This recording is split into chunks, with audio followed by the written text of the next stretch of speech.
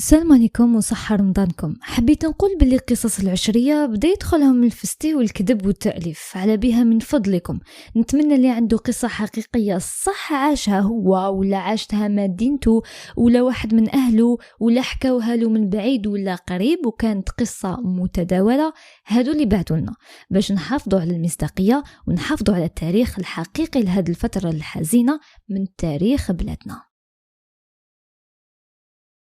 تقول هاد المتابعة: أنا فتاة من الوسط الجزائري، راح نشارك معكم أحداث فوتناها أنا والعائلة تاعي في العشرية والمنطقة اللي ساكنين فيها واللي كانت تغلب الإرهاب وكل يوم تصرى حاجة.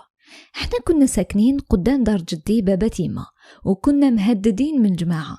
عندي 15 خال وخالة، 9 رجال و6 بنات. خوالاتي الله يبارك كامل كانوا معلمات، حتى الوالدة تاعي كانت أستاذة في المتوسطة، وخوالي كامل في الدولة، كاين لي بوليسي وكاين لي في الجيش، غير خالي الكبير كان معلم هو تاني، والوالد تاعي كان ضابط في البحرية. كنا عائلة كبيرة ومطلوبين عند هادوك، كل يوم يبعتوا رسائل جدي الله يرحمه يهددوه. بصح جدي كان مجاهد وما كانش خايف منهم. خوالي كانوا قليل وين يجوا، أما خوالاتي كانوا عازبات، غير يما اللي متزوجة مع خالتي الكبيرة كانت متزوجة وعندها طفل وتسكن في قرية قريبة لدار جدي. كانوا يهدوها باش ما تزيش تروح تقري، هي ما حبستش خدمتها. واحد النهار خالتي هذه جات ضيفة لدار باباها، كانت ناوية تتعشى وتروح. جدي قالها ريحي اليوم تباتي. احنا تاني كنا نلتم، بابا كان قليل بزاف وين يجي، كي كون غايب نروحوا لدار جدي. المهم ريحنا مقصرين وكانوا جاو 3 خوالي اللي في الجيش، درنا عشاء وتلمينا. صباح نطنا على خبر راجل خالتي ذبحوه وعلقوا راسو قدام الباب، الليلة اللي باتت فيها خالتي. هما هبطوا باش يصفيوها هي وراجلها، مكتوبة ربي هي يحكمها جدي تبات. راجلها مسكين كان ميكانيسيان، كانت هذه أول صدمة لينا، وقبل كانوا يهدونا بصح جامي يوصلوا لينا. خالتي قريب هبلت ووليدها مرض نفسيا، موراها جدي قالها حبسي الخدمة وريحي عندي، قومي بوليدك وما عندك وين تروحي تخدمي. قالها وليدك محتاجك، خسر باباه ما يزيدش يخسر يماه. خالتي مسكينة في نهار خسرت راجلها وخسرت خدمتها، كانت تعاني في صمت. هنا جدي بدا يخاف على بناته وحس بالخطر، هدر مع خوالي باش ما يزيدوش يجوا، وخوالاتي العزبات زوج هربهم العاصمة عند لافامي وحولهم باش يخدموا لتما، والباقي ريحوا. يما كانت تروح الصباح تقري وما نعرف إذا تولي ولا لا. الوالد تاعي كان يجي بتخبية ويروح بتخبية ويجي مرة في 6 شهور، كنت نتوحشو بزاف. في عام 1994 يما كانت حامل بخويا وحكمها السطر في الليلة هذيك اللي كنت غير أنا وهي في الدار. خرجت باش نروح لدار جدي نقول لهم، كيما قلت ما كانوش بعاد علينا، بيناتنا طريق برك. كي خرجت لقيت العسكر في وجهي، وجهوا عليا سلاح وقال لي واحد: وراكي رايحة في الليل، ياك ممنوع الخرجة، شكونتي؟ أنا تلفت لي الهضرة، قلت له يما مريضة لازم نديها السبيطار. قال لي وين راهي دينا ليها؟ اديتهم معايا للدار شافوها، من بعد هما عيطوا للحماية وجاو. رحت معاها أنا وحالتها كانت شوية، الطبيب حولها باش تروح السبيطار في العاصمة، داوها الإسعاف وتبعتنا طونوبيل تاع الجيش كي عرفوا بابا شكون، وخوالي راحوا معانا. أنا كنت صغيرة بصح متحملة المسؤولية خاصة في هذاك الوقت. وصلنا العاصمة ودخلوا يما العمليات، والحمد لله ولدت وجابت خويا وحكموها عندهم يامات. كان واحد من خوالي بوليسي في العاصمة، جالينا للسبيطار، قال لي نرجعك للدار ونولي ليها باش يديها عند لافاميل تم حتى تبرا ويجيبها. أنا كان لازم نولي، كنت نقرأ وما نقدرش نريح في السبيطار. نشفى على النهار هذاك كي شغل صرا اليوم. ركبت أنا وخالي البوليسي الله يرحمه في الكار وراجعين لولايتنا اللي كانت تبعد على العاصمة حوالي 100 كيلومتر. أنا كنت فرحانة بخويا الصغير، نسيت الخوف، كنت راكبة ونخمم فيه وقتاش يجي ونلعب معاه. كنت نقرأ في المتوسط لتم. المهم راني مع مخيلاتي والكار تمشي، وصلنا لواحد المنطقة غابة، وهذه كانت معروفة بلي فو باراج. التم عندهم ما قتلوا يا حسراه، حتى شفنا باراج وطونوبيلات حابسين، ما فهمناش إذا عسكر ولا هادوك. خالي نشفى كي خزرت فيه وجهه كان مبدل، بقى غير يطل ومقلق، حتى بداو يهبطوا في الناس اللي محبسينهم. التم خالي فاق بلي فو باراج، خزر فيا قال لي ما تخافيش، أنا نشف مني الدم وفطنت من حلمي وقلت هنا تخلص عليا، ما نزيدش نشوف دارنا وما نشوفش خويا الصغير. بديت نشاهد واللي راكبين كامل كانوا يشاهدوا ويبكوا، حتى تقدم لينا واحد منهم كان الأمير تاعهم، طلع في الكار خزر فينا مليح وكان الشر يخرج منه. قال جبدوا كامل الكار تاعكم والدراهم والذهب وكامل واش عندكم حطوهم وخرج. خالي قال لي كون نحط لاكارت يشوفوا بلي بوليسي وباين مصير تاعي. قال لي بصح راني خايف عليك كتر، انا الله لا يردني. انا كنت نبكي بلا صوت غير دموع، وكان واحد قاعد قدامي عسكري. قال خالي انا عسكري. شويه شويه وعاود رجع الامير وقال مازال ما حطيتوش واش قلت، تسمى ما تاخدوش الراي. وخزر في واحد كان راكب في الكراسه الاولين، شدوا من شعره قال له نوض، هبطوه هو يبكي ويقول لهم انا بابات وليدات واش درت لكم، ويحل المسكين. مازال اللقطه تدور في راسي لليوم، حسبي الله ونعم الوكيل. هبطوه وذبحوه وبداو كل واحد يعيط. قال الامير دوك نولي لكم ونوري لكم، ما تسمعوش الهضره. راحوا الطونوبيلات الاولين وبداو يذبحوا في الناس اللي حبسوهم. هنا خالي قرر يهرب، قال لي نهربوا نموتوا برصاص خير ملي نموتوا مذبوحين. العسكري هذا قالوا الباب تاع اللور شويه كانت مفتوحه وحنا كنا مريحين من اللور كامل. خالي قال لي غير نطبع الباب صوتي وهربي، كي يصرى واش يصرى ما تحبسيش وما تشوفيش موراك، حتى واذا قتلوني ما تحبسيش كملي جري. كان خايف عليا الله يرحمه. استغفرنا. من بعد خالي طبع الباب وصوتيت أنا الأولى، زاد صوت خالي والعسكري وبدينا نجرو كل واحد وين جرى. شافونا هادوك وبداو يتيريو، بصح كانت قدامنا غابة دخلنا لتم وأنا كنت نجري ومانيش حاسة برجليا. الخوف صح يجري الشيوخ يا محينك، كنت غير نجري ومعيتش حتى وصلت البلاصة قدامها واد. حبست وتخبيت مور شجرة ونبكي، ما على باليش خالي إذا سلك ولا قتلوه. ريحت حوالي نصف ساعة متخبية وقاطعة النفس، حتى سمعت صوت واحد يمشي. قلت لحقوني خلاص، بديت نشهد حتى خرج فيا العسكري اللي كان معانا، ومن الخوف صوتيت وعنقته ونبكي. قلت له خالي وين راه؟ قال لي ما شفتوش، وبدا يكلمي فيا. لحظات قليله حتى شفنا خالي جاي وكان خايف وباين يحوس عليا، ورحت نجري ليه وعنقته ونبكي. كان عزيز عليا بزاف الله يرحمه. ما كناش مأمنين باللي سلكنا منهم، بصح كنا مازال في خطر في وسط الغابة. خالي قال نحوسوا على طريق ونحبسوا كاش واحد يدينا. كان وصل المغرب وبدات تظلام، مشينا مده حتى خرجنا في الطريق وكان طاح الليل. خالي شد حطبه وقال لي كي يشوفوني صحاب طونوبيلات يخافوا ويحبسوا، باسكو مستحيل يحبسوا وحدهم. كيما كان الحال خرج هو الطريق وشاد الحطبه كي شغل سلاح باش يحبس له كاش واحد. نشفاه فات عليه كاميو، كي شافوه حسبت له هادوك، زاد في لافيتاس قرب عفس على خالي. ريحنا هكاك مده وحنا نستناو، وقليل وين تفوت الطونوبيل قتلنا البرد والخوف، كنا لاصقين في بعضنا. حتى فات واحد خرج خالي مع الحطبه تاعو، كي شافو حبس، كي شافنا شغل حسبالو حنا منهم، بدا يحلل ويقول ما تقتلونيش. من بعد خالي قالوا ما تخافش، حنا مواطنين عاديين، انا بوليسي وهذاك عسكري. قالوا طحنا في فو باراج وهربنا ولازم توصلنا لاقرب مركز باش نبلغوا. مع الاول خاف يدينا بالسيف باش قبل، بصح كان خايف وعاس روحه. حتى كي قربنا لواحد البلديه دخلنا، وكي شاف شغل رايحين صح المركز باش ولات له الروح. خالي كان طيح كوارطو داخل الكار، رحنا بلغنا وخرجوا باش يروحوا لهديك البلاصه، وحنا داونا لدارنا. وكي وصلوا لقاوهم كامل مذبوحين وحرقوا الكار هذاك، ربي سترنا. بصح كبرنا بصدمه، انا يا مرض ودخلت في حاله نفسيه واعره. وهذاك العسكري اللي كان معنا حاليا راهو زوج تاعي، وخالي مسكين توفى وهو صغير ادعيوا له. وزوجي مور خطبتنا تبليسه في الجبل، كانوا في تمشيط وخرجوا لهم هادوك وقاسوه. الحمد لله سلك من موت للمره الثانيه. ومازال عندي بزاف قصص تاع الوالد تاعي وشعانه وخوالي، كي نريح نكتبهم كامل ان شاء الله. تقول ربي يحفظك اختي والسلام. تقول هاد المتابعة تاني بعت لك قصتي في الجيميل بصح ما حطيتيهاش، وبما أنه متابعين يحبوا قصص طوال وقصص العشرية السوداء قررت نحط قصة العشرية، لأنه هاد المرحلة كانت أصعب حاجة عشتها كما كل جزائريين. واسمني مريم، راح نحكي حكايتي من أول يوم نشفى فيه على العشرية السوداء والأحداث السوداء اللي عشتهم. أنا نسكن في ولاية من ولاية الوسط الجزائري وين كان النشاط الإرهابي قوي بزاف. نشفى كان نهار الأربعاء مدولنا كراريس النقاط، يعني المغلف بالأحمر إذا تشفاولو. خرجت من ليكول أنا وبنت جارنا واسمها عايدة، وإحنا في الطريق سقسينا شحال دات المعدل، وقالت لي بكل تفاخر أنه نتيجتها كانت أحسن من نتيجتي. قلت لها ما يغركش الفصل الجاي ندي خير منك وتشوفي. بعدها تفارقنا وهي راحت لدارهم. راح نوصف لكم شوية المكان. هي وزوج عائلات واحدة أخرين كانوا يسكنوا في قمة واحد الجبل، ما راهوش عالي بزاف، ما تخيلوش باللي كبير.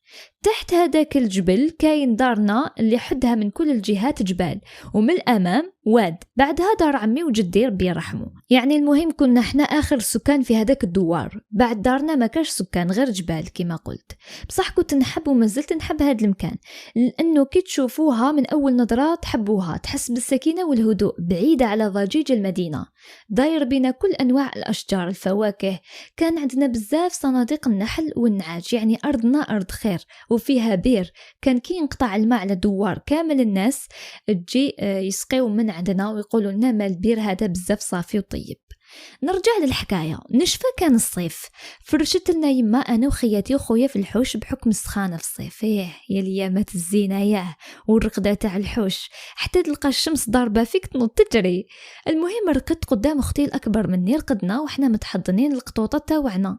أنا كان عندي قط وهي تان. يما وبابا رقدوا لداخل وشاعلين الرواحة. بعد منتصف الليل ناض خويا يجري وينوض فينا، نوضو حيقتلونا. من بعد دخل يجري البابا ويما، بابا نوض راهم يقتلوا فيهم الفوق. ناض بابا قالوا ارقد واسكت راك تهترف ولا شفت منا ماشي مليح، ارجع بلاصتك وسكتنا يرحم باباك. رجع خويا لبلاصتو بصح قعد يتصنت، وهاد المره سمع صوت نفسه صوت يعني تاع العياط تاع راجل ويقول هربوا. عاود نوض بابا. هاد المرة بابا خرج برا باش يسمع، وفجأة يسمع صوت طبيح قوي بزاف. دخل وجهه مخطوف، قالنا راهم يقتلوا في عابد وعائلته. ايا نهربوا بصح بلا حس، ولازم نروحوا لخاوتي نخبروهم. كيما كان الحال وحنا نتمشاو، رجلينا ما حملوناش، في كل خطوة نقولوا دك نلقاوهم قدامنا. أصعب طريق جزنا عليها هي طريق الواد، كانت ظلمة بزاف، قطعناه بشق الأنفس. قربنا شوية لدار عمي لقينا الحالة سكات. طبطبنا فتح عمي، خبروا بابا قالوا يلا جيب المفاتح. وفي هذاك الوقت كان عنده 404 باشي. العائلة كامل تهولت. مرت عمي الصغير طاحت غاشات وهي بالحمل، جدي ربي يرحمه كان عمى وناقص. سمع شوية ما فهم والو، رفدوه خاوتي كيما البيبي رماوه في الطوموبيل من اللور وركبنا كامل. بصح كي جينا نقلعو عمي بحر المفتاح، ما لقاهمش المفاتح قصدي، اصلا قلبوا الدار عليهم، واخيرا لقاهم في جيب سروالو من الخلعه ما عرفش وراهم. وحنا مقلعين قاعدين نخزروا في بلاصه العياط، وانا قاعده نقول في نفسي يا ربي صاحبتي عايده. وعينينا كامل كانوا صوب هذيك الدار. هبطنا للمدينة وحنا هابطين قابلتني مرة طالقة شعرها ولابسة جبة تاع الدار، واقفة عند الحيط قدام لاري تاع النقل. صدقوني نظرات الخوف اللي كانوا في عينيها مازالني شافية عليهم لحد اليوم. هاد المرة بالذات ما قدرتش ننساها. سبحان الله، ذاكرة الطفل شحال قوية، ما لقري كون طفلة بصح بزاف تفاصيل محال ننساهم. كانت ليلة مهولة مرعبة، لقينا بزاف ناس كيما احنا هابطوا للمدينة من الخوف. ورحنا ديك الليلة عند عمتي وجوزناها تما. كي طلع الصباح طلع بابا وعمومي للدوار. بعد مدة رحت انا ويما وخواتاتي بنات. قالت لي ما بالك تروحي لدار صاحبتك عايده؟ بصح انايا ما سمعت لهاش، قلت لها راني هنا نلعب. بصح طلعت كاينه طريق معمره بالناس ولا بوليس ولا عسكر والدرك، وانا قريب البيت عايده خزرت برجليا نلقى الدم داير واد. نعميه واد من الدم هابط من الجبل. حبستني اختي قالت لي ما زيدوش نطلعوا، قلت لها امشي برك. زدت طلعت لقينا الدرك محوط المكان، بصح قدرت نشوف ورميت عيني من بعيد ونلقى حيط معمر بالدم. من بعد الدرك قالوا باللي هداك طفل صغير خبطوه على الحيط وعلقوا له راسو تم، يعني خو عايده. كان بيبي مسكين، وش ذنبه يا ربي، هادو وحوش محال يكونوا بشر. زدت ما سمعت باللي عايده ذبحوها وهي طفله صغيره بريئه ما عندها حتى ذنب. شحال غاضتني، مازلت لحد اليوم نشفى على ملامح وجهها، حتى لاغوب القرونه اللي كانت لابستها في اخر مره هدرت معاها. بعدها بابا قالنا الصوت اللي سمعه خوك هو تاع عمي عابد، ضربوه بالشاقور للكتف بصح قدر يهرب منهم.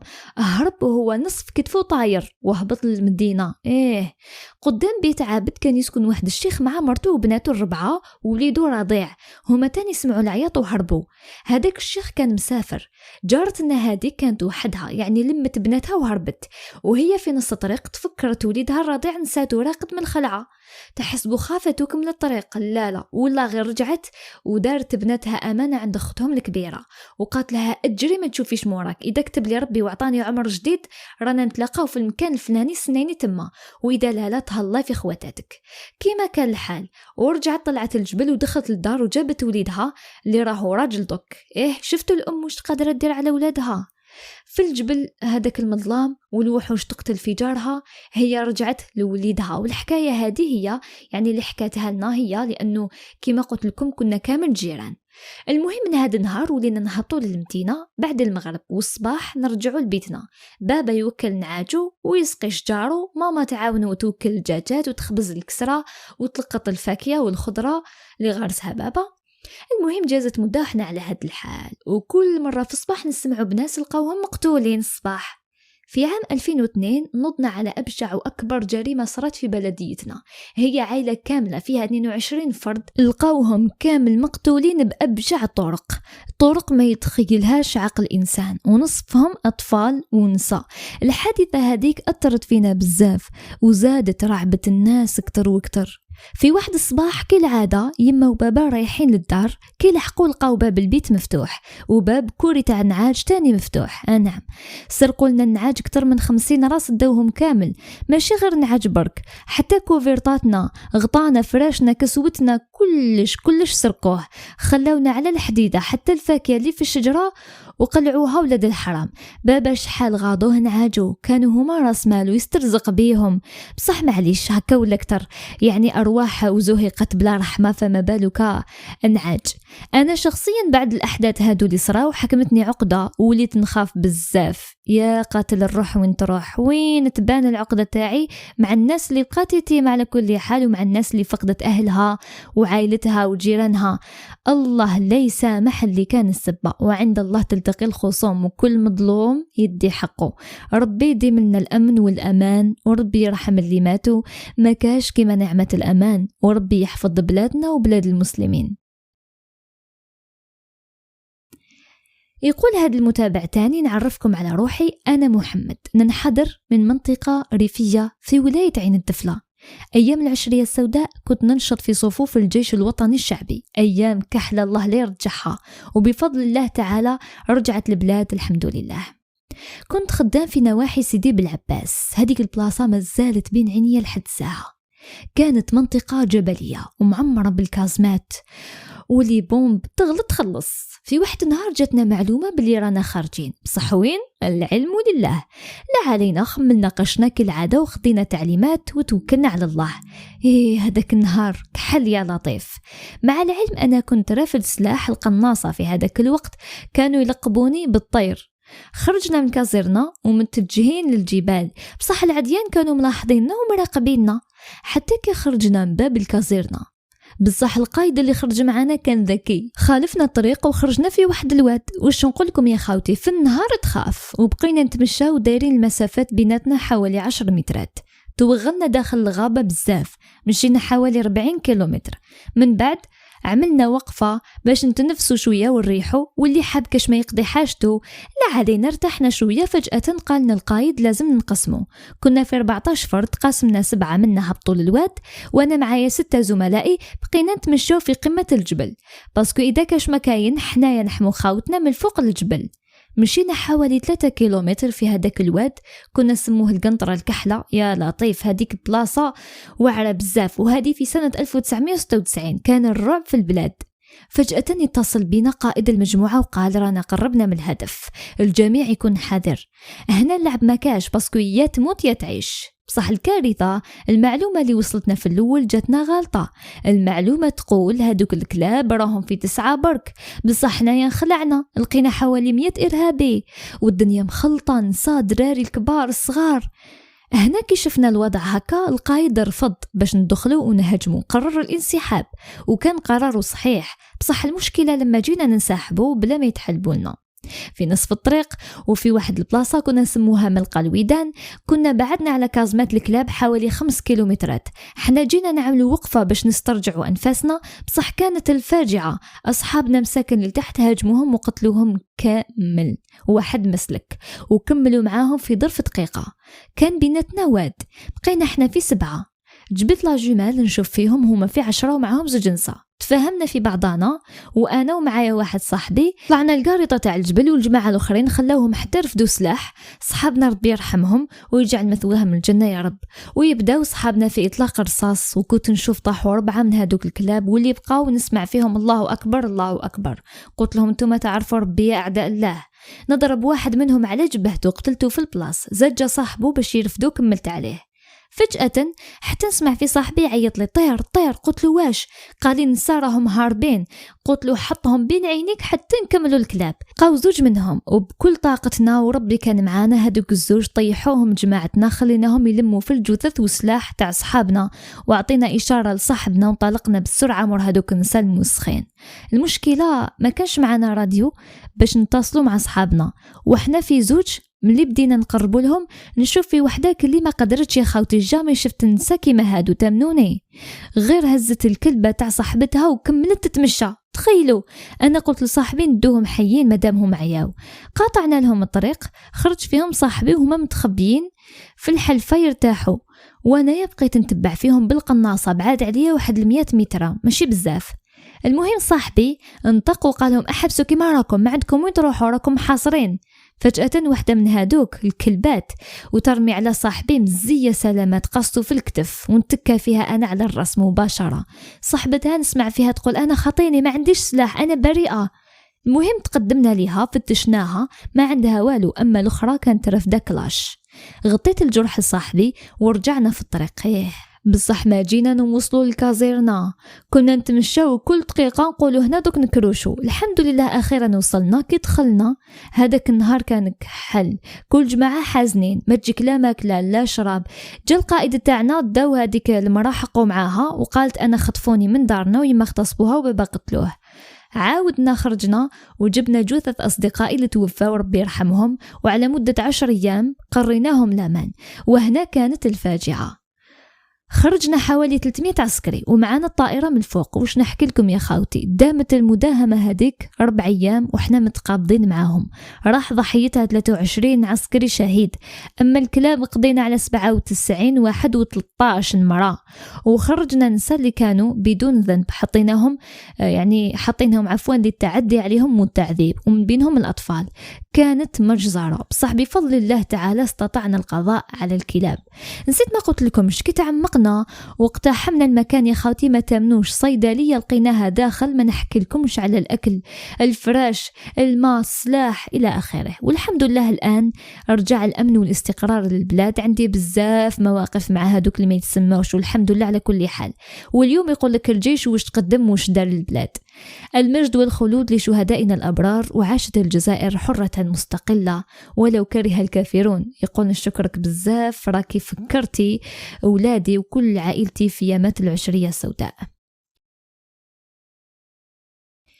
تقول هاد المتابعة عندي قصة صغيرة على العشرية حكتها خالتي. في 1995 جاو عائلة يسكنوا قدامنا، كانوا 2 بنات وطفل، كانوا نعم الناس. البنت الكبيرة كانت تجي تخيط عند خالتي واسمها نبيلة، كانت آية في الجمال. صح كنت صغيرة مي صورتها مازالها راسخة في الذاكرة تاعي. مع الوقت كي تعودت علينا قالت بلي جاو هاربين من تيارت، خوها كان دركي، صدموا عليهم الإرهاب يحوسوا على خوها. كيما لقاوهش قتلوا باباها ويماها. يماها ربي يرحمها كي سمعت الحس حطتها هي وختها في واحد البرميل كبير في بيت الخزنة. سبحان الله هادوك اللي ما يتسموش تعموا عليهم ما شافوهمش. كي نقطع الحس خرجوا وتصدموا بمنظر أهلهم ورصانهم مفصولين على أجسادهم. خوها رفدهم وجاو العاصمة، كراو وعاشوا معانا مدة. بعد مدة طويلة ما نقول لكم عامين ما نقول لكم كتر، قرروا يروحوا لبلادهم وداهم من الحنين. ويا ريت ما داهم. سمعنا من بعد من عند واحدة فاميلتهم بلي بعد أيام معدودة من عودتهم صدموا عليهم وقتلوهم في 3، ربي يرحمهم ويوسع عليهم. وكاين قصة صارت معايا شخصيا. كنا في رمضان، خرجت مع خالتي في الصحراء، منطقتنا كانت كالم آمنة. المهم خرجنا وحنا راجعين لقينا الدنيا مقلوبة. داروا بومبا في جريدة لوسواغ في بيلكوغ العاصمة. كنت صغيرة كان عندي 4 سنين، ما قدرش ننسى منظر الدم والأشلاء المرمية. إما مسكينة لقيتها في الحومة كل مهبولة خايفة عليا. ربي يرحم اللي توفاو ويخلص اللي كان هو السبب في الدمار وخرب الوطن، ويقول شكرا أو تقول عفوا شكرا أحبك في الله. وهنا نكونوا خلصنا قصصات اليوم. ما تنساوش تبارطاجيو هذا الفيديو مع أصدقائكم، ديروا أبوني في القناة وجام أيضا في هذا الفيديو باش تكبر العائلة تاع هذه الصفحة الجميلة. مع السلامة، نلتقي في قصة جديدة إن شاء الله.